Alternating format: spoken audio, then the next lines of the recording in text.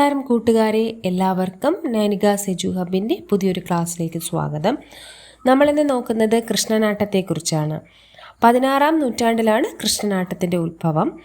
ശ്രീകൃഷ്ണൻ്റെ അവതാരം മുതൽ സ്വർഗാരോഹണം വരെയുള്ള കഥ 8 ഭാഗങ്ങളായി തിരിച്ചാണ് കൃഷ്ണനാട്ടത്തിൽ അവതരിപ്പിക്കുന്നത്. അപ്പോൾ 16-ാം നൂറ്റാണ്ടിലാണ് ഉത്ഭവം. എന്താണ് ശ്രീകൃഷ്ണൻ്റെ അവതാരം മുതൽ സ്വർഗാരോഹണം വരെ എത്ര ഭാഗങ്ങളായിട്ടാണ് അവതരിപ്പിക്കുന്നത്? 8 ഭാഗങ്ങളായിട്ടാണ് കൃഷ്ണനാട്ടത്തിൽ അവതരിപ്പിക്കുന്നത്. ഏതൊക്കെയാ 8 ഭാഗങ്ങളെന്ന് നോക്കിയാലോ? അവതാരം, കാളിയമർദ്ദനം, രാസക്രീഡ, ഹംസവധം, സ്വയംവരം, ബാണയുദ്ധം, വിവിധവധം, പിന്നെന്താ സ്വർഗാരോഹണം. എന്തൊക്കെയാണ്? അവതാരം, കാളിയമർദ്ദനം, രാസക്രീഡ, ഹംസവധം, സ്വയംവരം, ബാണയുദ്ധം, വിവിധവധം, സ്വർഗാരോഹണം.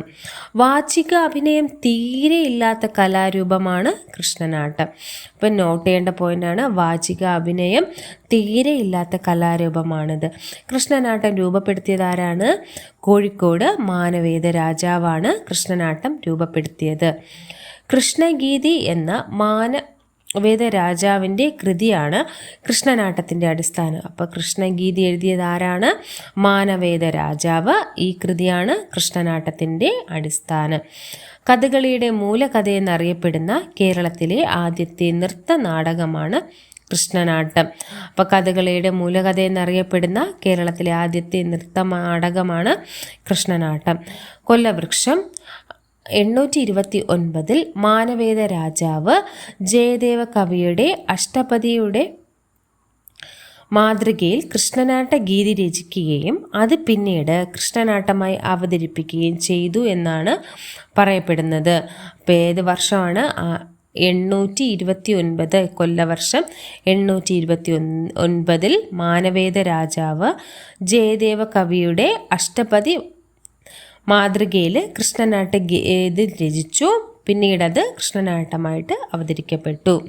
പ്രധാനപ്പെട്ട വാദ്യോപകരണങ്ങൾ ഏതൊക്കെയാണ്? നമ്മളുടെ മദ്ദളം, ചേങ്ങില, ഇടത്താളം എന്നിവയാണ് പ്രധാനപ്പെട്ട വാദ്യോപകരണം. ഏതൊക്കെയാണ്? മദ്ദളം, ചേങ്ങില, ഇലത്താളം. കൃഷ്ണനാട്ടം പ്രധാനമായിട്ടും അരങ്ങേറുന്ന ക്ഷേത്രാങ്കണം എവിടെയാണ്? ഗുരുവായൂരാണ് നമ്മുടെ കൃഷ്ണനാട്ടം പ്രധാനമായിട്ടും അരങ്ങേറുന്നത്. ശ്രീകൃഷ്ണ കഥ സമ്പൂർണമായി ആവിഷ്കരിച്ചിട്ടുള്ള നൃത്തരൂപമാണ് കൃഷ്ണനാട്ടം. അപ്പോൾ എന്താണ്? ശ്രീകൃഷ്ണ കഥ പൂർണ്ണമായിട്ടും ആവിഷ്കരിച്ചിട്ടുള്ള നൃത്തരൂപമാണ് എന്ത്? കൃഷ്ണനാട്ടം. പ്രധാനമായിട്ടും അരങ്ങേറുന്നത് എവിടെയാണ്? ഗുരുവായൂരാണ്. വാദ്യോപകരണങ്ങൾ ഏതൊക്കെയാണ്? മദ്ദളം, ചേങ്ങില, ഇടത്താളം. 829 എന്ത് ചെയ്തു? മാനവേദ രാജാവ് നമ്മുടെ അഷ്ടപദിയുടെ മാതൃകയിൽ കൃഷ്ണഗീതി രചിച്ചു. പിന്നീട് ഇത് കൃഷ്ണനാട്ടമായിട്ട് അവതരിപ്പിക്കുകയും ചെയ്തു. ഈ അഷ്ടപതി എഴുതിയത് ആരാണ്? ജയദേവ കവിയാണ്. ജയദേവ കവിയുടെ അഷ്ടപതിയുടെ മാതൃകയിലാണ് കൃഷ്ണഗീതി രചിച്ചത്. കഥകളിയുടെ മൂലകഥ എന്നറിയപ്പെടുന്നത് കൃഷ്ണനാട്ടമാണ്. പിന്നെ കൃഷ്ണനാട്ടം രൂപപ്പെടുത്തിയത് നമ്മൾ പറഞ്ഞു, കോഴിക്കോട്ടിലുള്ള മാനവേദ രാജാവാണ്. പിന്നെ വാചിക അഭിനയം തീരെയില്ലാത്ത കലാരൂപമാണ്.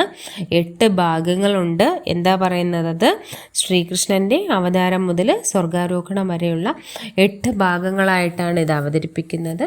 അവതാരം, കാളിയമർദ്ദനം, രാസക്രീഡ, ഹംസവധം, പിന്നെന്താ സ്വയംവരം, ബാണയുദ്ധം, വിവിധവധം, പിന്നെന്താണ് സ്വർഗാരോഹണം.